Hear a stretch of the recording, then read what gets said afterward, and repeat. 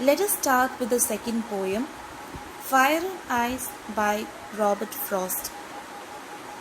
According to this poem, it has a main ideology that the world will end in either of ways, either by ice or by fire. Here the poet has personified the ice and fire towards self-destructing human emotions like hatred and desire.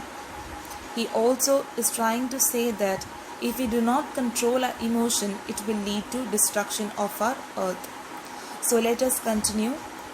Fire and ice. Some say the world will end in fire, some say in ice. From what I have tasted of desire, I hold with those who favor fire.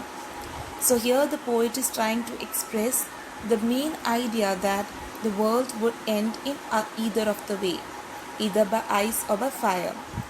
So he is trying to bring out a comparison. There are two groups. One group is in the opinion that someday the earth's core will get so heated up that it will lead to fire destroying the earth's surface. On the other hand, the group is trying to say that the temperature will go down to such an extent that it will make the life on earth to live impossible. So this both have a catastrophic effect.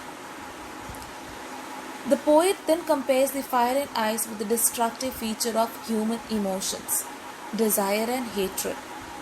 He says that from what he is aware of, he will favor the fire because he had some incidents in life maybe which he is aware of this fury desires. By saying this, he is trying to bring about the idea that human beings let their emotions rule them and they don't control them. So this will surely destroy everything around us. So this is what he's trying to say in the first para. Second para. But if it had to perish twice, I think I know enough of hate to say that for destruction, ice is also great and would suffice.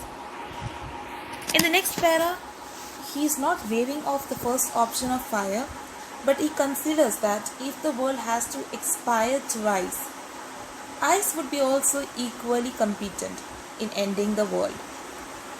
He is bringing out a comparison between ice and hatred.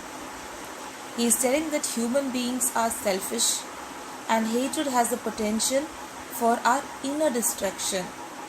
So, if it is slow and steady, it has the same effect that desire of the fire has on us.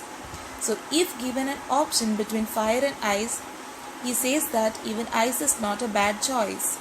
Ice would be just as good as the fire to destroy the world. So this is what he is trying to say from the poem Fire and Ice.